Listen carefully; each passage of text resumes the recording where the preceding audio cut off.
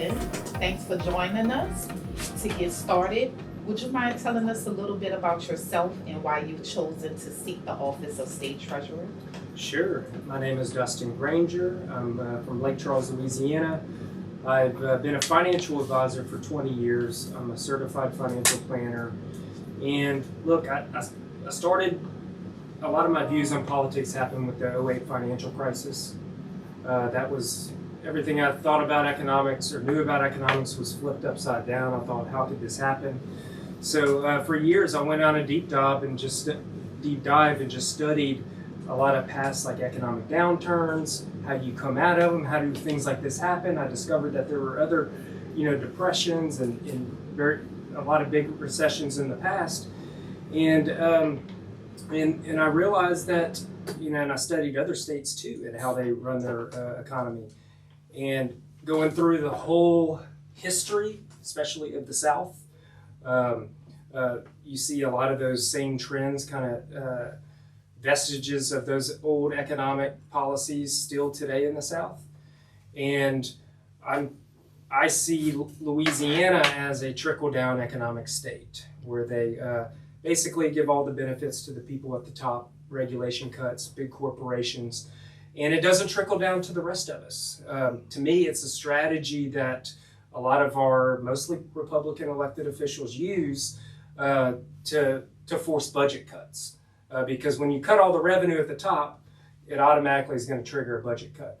And then what they want to do is they say they're cutting bloated government, but what they want to do is cut investments in people like health, education, access, infrastructure, opportunity. Those are always on the table. They cut as much as they can. And then when they can't cut any more at that time, they raise taxes on working people like sales taxes.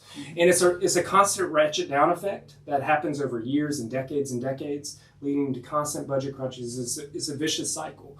And they get away with it because this is not popular. Even white people, even Republicans, when they hear that, they're like, that sounds crazy. We're not for that.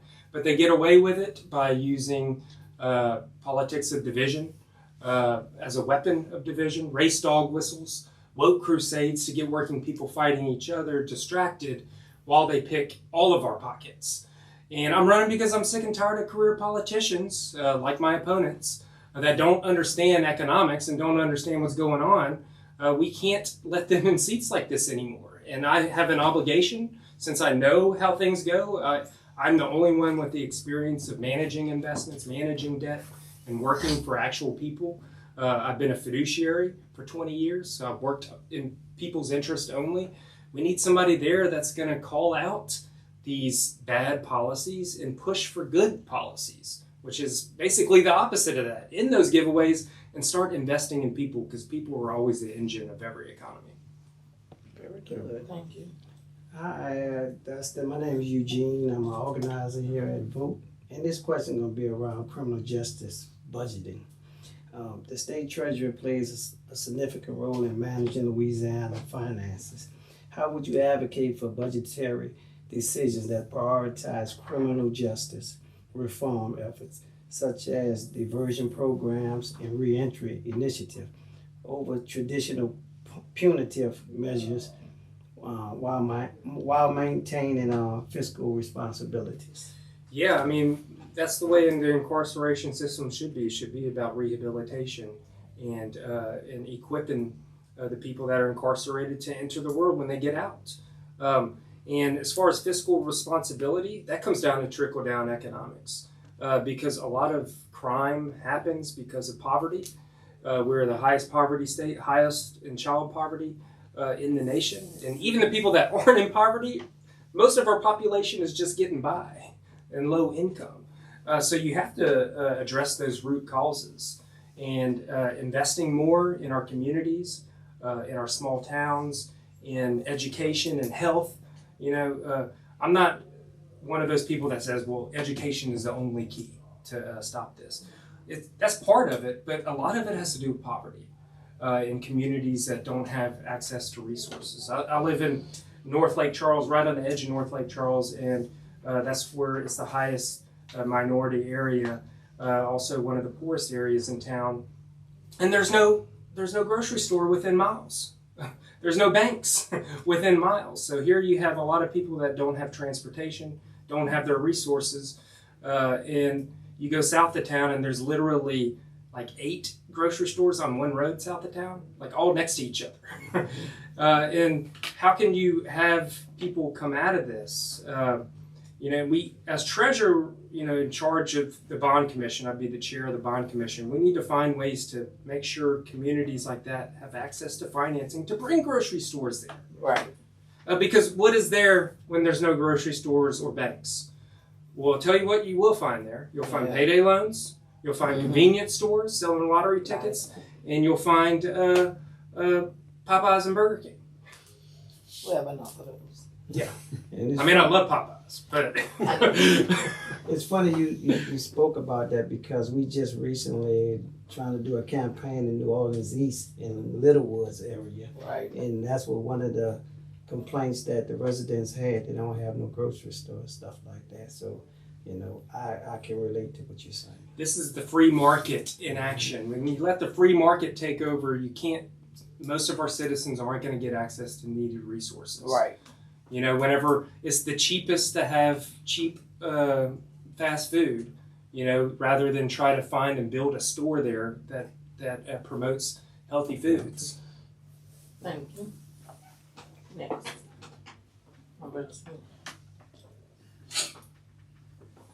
This is around bill reform. What is your stand on bill reform, and how do you plan to work with local judiciaries to ensure that pretrial detention is used judiciously and that individuals are not incarcerated solely due to their inability to pay bail? Yeah, does that have to do with like cash bail and everything? Overall, Yeah. I mean, that's been Some a big people deal for me. So even early in my political career, I ran for state senate 2 years ago in a special election, so I have run before. But even before that, I backed judges in Lake Charles. A lot of them are friends with mine. That this is one of their big priorities, and yeah, it's a big priority for me. And I would do whatever I can as far as like political influence. I would have at the treasurer's office to push for common sense things like that, because again, that perpetuates poverty and perpetuates a lot of the problems that we have in crime. And it makes it hard for people to, they may miss work, because of it, and they're innocent until proven guilty. So we need to make sure that they can provide for themselves and their family. Let me ask you a quick question before we move on. I'm not sure how the state treasurer's office is structured. However, I was wondering, would there be space for a small division within your office that deals specifically with budgetary decisions and prioritizing criminal justice reform efforts? Is that something that's possible? Because I'm not sure if the state treasurer may have all of the knowledge that's needed to really understand us as a group on how the criminal justice reform efforts look and how it looks far as with reentry initiatives and everything. I'm not sure if they're well versed on that.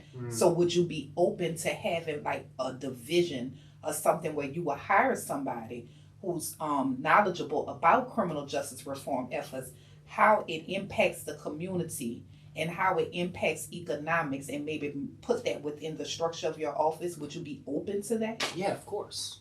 Okay. Yeah, because a lot of the things that y'all want to happen, a lot of it, has to do with economics in this state and budgeting. That's kind of like the root of a lot of issues, and I want to be very proactive in the legislature and lobbying for good bills. Okay, thank you. My question will be centered around Cancer Alley. So we know Cancer Alley has been just a focal point for environmental justice concerns, of course, with communities facing so many health risks due to the pollution. There's a lot of pollution. It's just one big mess. So how do how would the state treasurer office contribute to the efforts aimed at repairing the harm done and the harm that's really already been done in the communities, both financially and through political advocacy, and ensuring that those responsible for environmental damages are held accountable? Yeah, great question, because even though Lake Charles isn't, that's where I'm from, Lake Charles isn't considered Cancer Alley, we have our own little mini Cancer Alley right there. I live, and a lot of my oldest supporters are from Mossville, the community that was basically just eliminated over time. First, tons of environmental damage, pollution that they had to live with for decades until they were made to move. So yeah, it's a big deal for me, in Louisiana, especially with the industry. We give them a lot of the economic benefits and tax breaks. We're basically, through ITEP, giving them like billions of dollars for free. And then, yes, providing jobs, but to me that you don't get an extra credit for providing jobs. Like, you're lucky that you get the help of people in this state that are going to work for you. But they're taking a lot of other value out of our communities through pollution and ecology destruction. So I would, a lot of it I don't have direct control over, but I would push for bills that reform ITEP. And I think ITEP should be used for industries that come in that bring value and long-term value to our communities. As far as like how to penalize them or for doing they need to pay for what they messed up.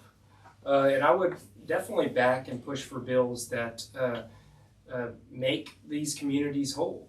And one thing I can do through the treasurer's office, I'm the chair of the bond commission. So even though I'm only the tie-breaking vote on the bond commission, for anything to even go up for a vote has to go through the treasurer. So the treasurer sets the agenda.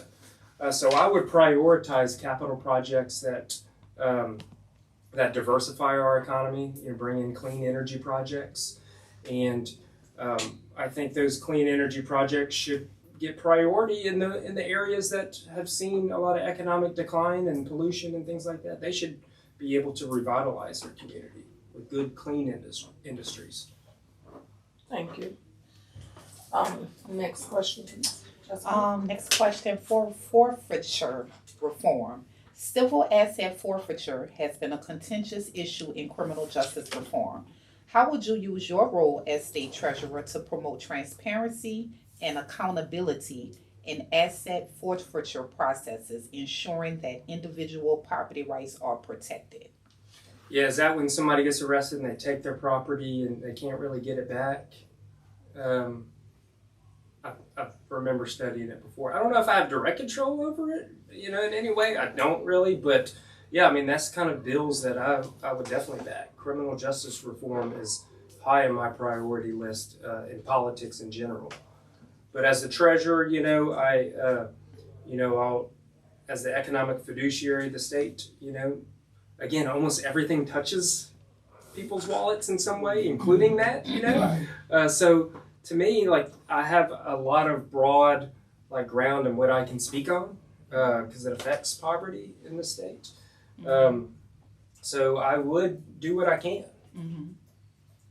And that goes back up to the earlier question, would you be open to a little division, Right. and having people that's there that would be able to help inform you of the needs of our community, our specific population that we care so deeply about? Going back to the bringing the capital energy programs and those different industries, we would like to maybe see, and I'm not sure if this is something that you would have control over, but to have open budget, advocate for those budgetary decisions, so maybe we can hire our formerly incarcerated people to work within those industries. Because that's something big. We're tired of our people coming home and working on the garbage truck and at McDonald's and stuff like that. We want them to be able to make a sustainable living. So if there is a budgetary decision that has all of these industries that's coming in, well, and again, I'm not sure how it's structured. if you have that division in there, okay, well, let me see how maybe we can have some sort of funding or some sort of budget that will create some educational programs for our FIPs to become certified in those industries and to work with those industries to create those tax incentives and different things of that nature so they can get jobs as well. Absolutely. So I guess that's kind of where I was going with that. Yeah, and that's where with G&O Inc. and my friend Cam Poole, that was he came and did a presentation on Lake Charles to the Chamber of Commerce over there, and he was talking about renewable because we have a big port over there too. And part of their program over years is to be able to find jobs for a lot of people, like well-paying, even union jobs for people and help jobs program. They have a lot of money set aside, and to finance a lot of these big things needs to go through the treasurer's office. And you can require that they have certain requirements before you pass the project through the bond commission. One of the things that I want to do as well is for big projects, I want to make sure at least a portion of them, of the businesses and the contractors that are building it, are minority owned as well. Because we need more fairness instead of just big companies winning all the contracts. So it kind of goes to that same thing. We need more fairness in construction and in these jobs. And hopefully with you being a small business owner, you can definitely, relate to that. Yeah. Thank you. This next question is going to be related to healthcare, prison healthcare costs. The cost of healthcare in state prisons can be significantly budgetary burden. How do you propose addressing these costs while maintaining the health and well-being of incarcerated individuals? Yeah, I mean, it kind of, there's a few different angles to that, because, we're over incarcerated in the state as it is. So it's becoming more costly, when people when they can't be working out there and earning their own health insurance at the businesses they work for. So that's a problem. Let's see. Medicaid expansion, that's another part of my role to fight to make sure Medicaid expansion stays. Yes, I would even much needed. I'm even for even going further with healthcare issues, and I think it comes down to the bond commission too, with just making sure a lot of our small communities and disadvantaged communities have financing to be able to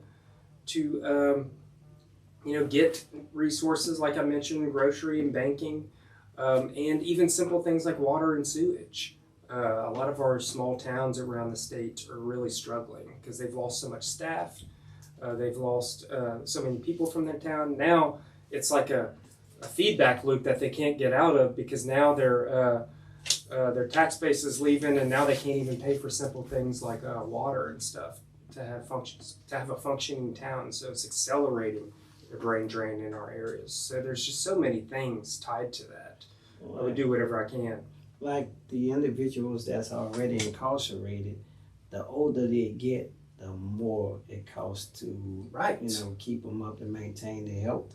So is it possible some kind of way would you be open to maybe partnering with some of our allies for as a lot of people get older, they can't really do nothing, they're bedridden. Would you be open to like pushing to get these particular individuals out of the system and maybe in a facility that can really address their needs? Yeah, because there's huge costs with that. I would.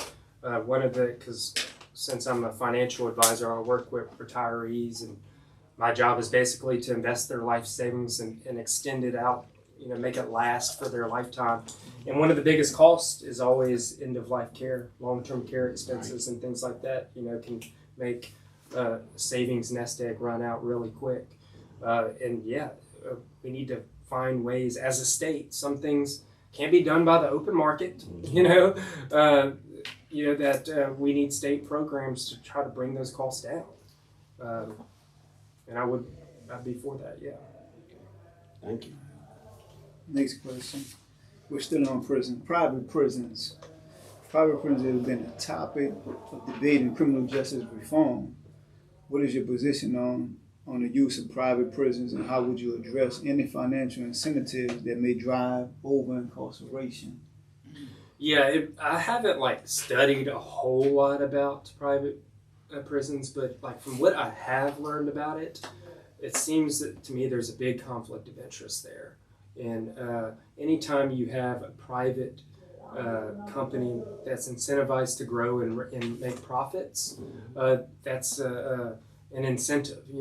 Incarceration in a way is a public good for the people of the state, like public schools, a public good. The public needs to provide for safety. But whenever you turn a public good like that over and privatize it to basically shareholders, that can is a conflict of interest that we can't have for the public. Thank you. Yes. Revenue generation. The state treasurer office is responsible for managing state investments. How would you balance the need to generate revenue with the importance of addressing criminal justice issues such as recidivism reduction? Yeah, so there's all the money that the state gets kind of goes into these accounts that I would manage. A lot of it's for short-term money and stuff. Our current treasurer has banned investments in ESG, which stands for environmental, social, and governance. It's been a political, the Republicans are now taking this as a new thing because to me, in the past, because I've been investing people's money for a long time, it used to be called responsible investing. A lot of people, they're saving their money now. A lot of people don't have a lot of money, so when they do invest, they want it to be invested responsibly. That a lot of people don't want to invest in companies that give off pollution or contribute to climate change. On the social side, they may not want to invest in private prisons and sweatshops and all kinds of other things. And on the governance side, that just means that people don't want to invest in companies that may have just a crazy billionaire running it, or a lot of nepotism. So the fact that that has been banned right now just makes me sick because the reasons that they're given for banning it don't make sense, and I would lift that ban immediately. Also, they banned certain banks from helping underwrite our bonds in the Bond Commission because of their views, their business practices on not giving money to gun manufacturers. So that kind of stuff is happening right now at the Treasurer's office. I would lift those bans immediately and try to invest our money for the future. Our state right now is not diversified. We're heavily on industry and oil and gas. Which that's powered the U.S. economy for a long time. But energy markets are changing, and they're starting to change a lot faster. So we're kind of left vulnerable now. We need to adapt now while we have leverage and start making new investments because there's going to be a lot more federal investment that comes down for things like green energy. What we saw with the Inflation Reduction Act, $600 billion investments in clean energy. That's the tip of the iceberg of what's coming down the pike in the coming years. It's going to go to other states unless Louisiana positions itself as the energy leader of the future, not just the energy leader of the past. And that'll help improve our economy. I don't know if that really answered your question. I kind of went off on a tangent there, but no. Just to add to what you're saying, two quick questions. How long has the ban been that the treasurer put in place, and do you have the authority as treasurer just to lift it, or do you have to go through a process? That's one of the authorities that I would have right away because it's a recent thing. So as a lot of clean energy companies are increasing in popularity and making more and more profits and growing, you've seen all of a sudden this attack sort of come out of nowhere. And it's probably been the last year or two. And when you dig into these organizations that are funding it, in funding a lot of these they're going after Republican treasurers. You look at it and they're funded by the Koch brothers and dark money fossil fuel companies. So it's a propaganda campaign that they're all going all in with. So they've gotten almost all the Republican state treasurers to ban these investments. And there's been actually a study showing that that it could cost Louisiana between $50 and $150 million, but just by having these bans. In the legislature, that's if the legislature puts it into law, like some states have done, would cost us between $50 and $150 million, and that gets paid for directly by the people of the state. And it's taking money out of our pockets when we can't afford it. Thank you. Thank you. Restorative justice. Restorative justice practices focus on repairing harm caused by crimes.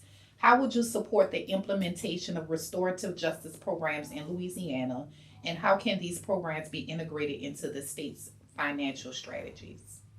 I'm not real familiar with restorative justice programs, but that so I don't know how much direct control I could have in it. A lot of my power is kind of the indirect power of the bully pulpit of the treasurer's office to push for bills that are good government bills that can save us money in the long run, and that would qualify as it, because things like that does save us money in the long run. Yeah.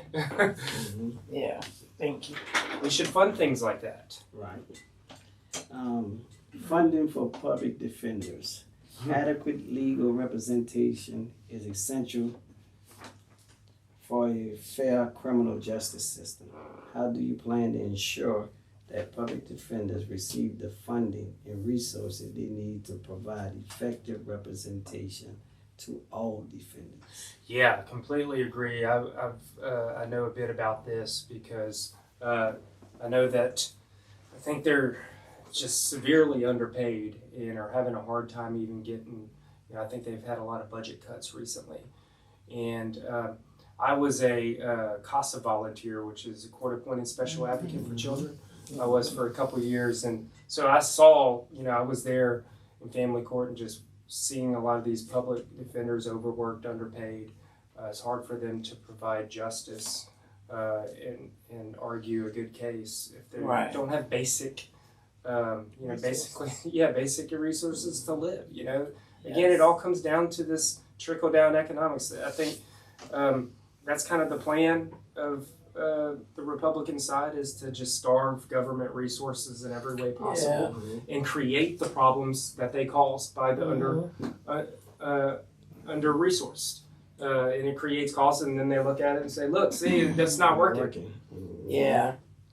And they work so hard a lot of it, but that's not here and not there. Anthony? Data transparency. Transparency is crucial in elevating the effectiveness of criminal justice reform. How will you use your position to advocate for improved data collection and reporting in the criminal justice system, enabling evidence-based decision-making? I don't know a whole lot about that, but I'm definitely for transparency, especially in criminal justice. I would like to know more about the problems with that. But yeah, as a statewide figure, it's my responsibility to fight for justice, and economic justice is part of that. Thank you. Well, with that, we would like to thank you very much for joining us today. And if you could tell the audience watching where they can learn more about your campaign. Yeah, everybody watching, please go to grangerforlaw.com. That's Granger, FORLA.com. And check out my social media. Check out my TikTok and Instagram. I put out a lot of videos. Go deep diving on things like poverty and, on the trail, I got a lot of people telling me well, we have welfare, people, and when I dug into it, we rob welfare in the state. The legislature robs the money from welfare, and only 4% of people in poverty actually get cash assistance. So it's I do videos on these. I encourage everybody to go check me out. If you like what I'm saying, follow me on social media, volunteer in this campaign. You can do that at grangerforlive.com, and you can be a digital warrior. And hey, I've got good endorsements from Gary Chambers, Mary Landrieu, the Governor John Bell Edwards, IWO, AFL-CIO, Alliance for Good Government, which is bipartisan. I'm trying to make change in Louisiana, and I'm asking for your help because I can't do it without you. And before we close all the way out, I would like to ask you if there are any questions that you have for us, or not really. I followed. So I've been running. When I first started, like saying that I was going to run right after the insurrection happened, and so I had first said, okay, I'm going to run for Congress against Clay Higgins because that was my congressman, and he had said some crazy things. But my first political meeting I ever had with constituents was with Kelly Garrett at Voice of the Experience. whoa, And one of the first stumps I ever did was at one of their meetings in Lafayette. And I learned a lot about what y'all do, especially in the Invest in Louisiana conference like 3 or 4 years ago that Louisiana Budget Project Power Coalition put on. So I've been, I know what y'all do, and I love what y'all do. That's why I couldn't wait to be here today. So, thank you. Stay in the loop. Thank Yes. you again. Well, that's all for us. Thank you for coming and sharing. So, let's okay, good luck on the race. Thank y'all so much for having me. Yeah. It's a pleasure. All right.